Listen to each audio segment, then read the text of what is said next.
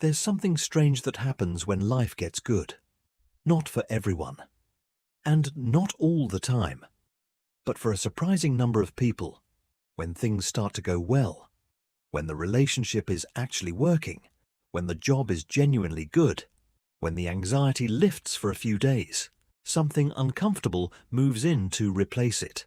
A quiet restlessness. A low-level waiting for the other shoe to drop. A strange pull back towards something heavier and more familiar.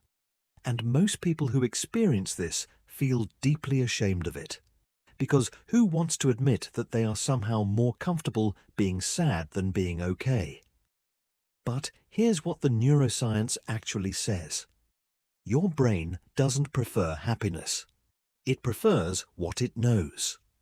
And for a lot of people, more than will ever admit it, what it knows is sadness. Let's start with how emotional comfort zones actually work. Your brain is, at its core, a prediction machine. Its primary job is not to make you happy.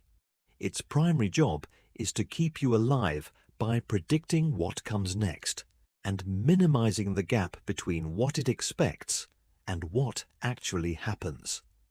Neuroscientists call this predictive processing, and it applies not just to the physical world, but to your emotional world too.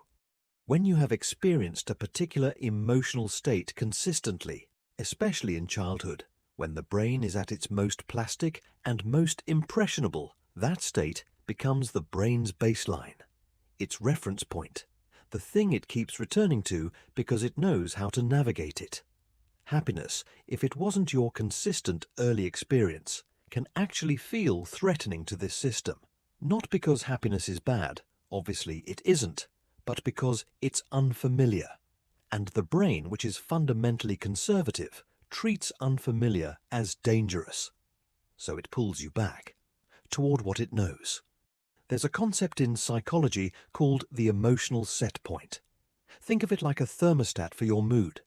Just as a thermostat will heat or cool a room back to its set temperature whenever it drifts too far in either direction, your nervous system has a set emotional temperature, and it will work to return to that temperature whenever you move too far from it. For some people, that set point is relatively neutral. For others, it was calibrated in environments where sadness, anxiety, or low-level dread were the consistent background state. And here's the part that most people find hardest to accept. The set point doesn't know what's good for you. It only knows what's familiar. So when your life circumstances genuinely improve, when you fall in love, when you get the opportunity, when the thing you worked for actually arrives, your emotional thermostat doesn't necessarily celebrate. It registers deviation from baseline and begins working to restore the familiar state. This is why people self-sabotage. Not because they're broken, but because their nervous system is doing exactly what it was designed to do, returning to the known. There's another layer to this that gets even less attention. For many people, sadness isn't just familiar, it's functional. Sadness is slow. Sadness is inward. Sadness, paradoxically, can feel safe. Because when you're sad, you're not risking anything. You're not reaching for something that might not come. You're not hoping in a way that could leave you devastated. Happiness requires vulnerability. It requires you to have something to lose. And for people who have been hurt enough times, who have reached for things and had them taken away, who have hoped and been disappointed, who have loved and been left, happiness can start to feel less like a reward and more like a setup.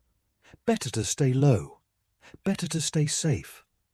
Better to stay in the place when nothing can surprise you with how much it hurts.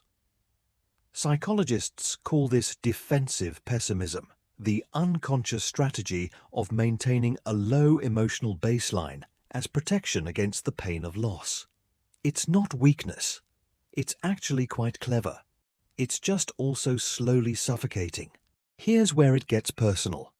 Because this pattern doesn't just live in the brain. It lives in the body. When you have spent years in a particular emotional state, Your body learns to produce the neurochemistry of that state automatically. Your cortisol levels, your serotonin baselines, your nervous system's resting tone, all of it calibrates to the emotional environment you've lived in most consistently. And when that environment was one of low-level sadness or chronic stress, the body gets genuinely uncomfortable with its absence. This is why some people, when they finally get what they've always wanted, feel strangely flat rather than joyful. Why some people cry at good news. Why some people become anxious precisely when there is nothing to be anxious about. The body doesn't know the difference between familiar and good. It only knows familiar and unfamiliar. And unfamiliar, even when it's better, sets off alarm bells. So, what do you actually do with this? The first thing, and this is uncomfortable, is to get honest about your emotional comfort zone. Not judge it. Not pathologize it. Just see it clearly. Ask yourself, what emotional state do I return to most consistently? Not the one I want. The one I actually keep finding myself in. That's your set point. The second thing is to understand that changing your emotional baseline is not a matter of thinking more positively. It's a neurological process. It requires repeated exposure to the unfamiliar emotional state until the brain begins to treat it as known rather than threatening. This means tolerating happiness, sitting in it even when it makes you restless, resisting the pull to sabotage it back to something more familiar.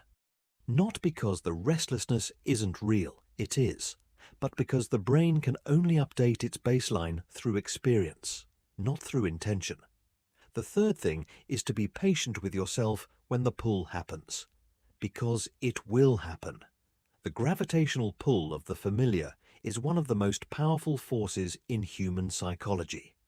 Noticing it, naming it for what it is rather than acting on it, is not a small thing. It's actually the whole thing. Your brain isn't broken for preferring what it knows. It's doing exactly what brains do. But you are not just your brain. You are also the part that can notice the pull, name the pattern, and slowly, imperfectly, with a lot of backsliding, choose something different anyway. That choice won't feel natural at first. But one day, if you make it enough times, it will start to feel like home. If this explains something you felt but never been able to name, you already know what to do with it.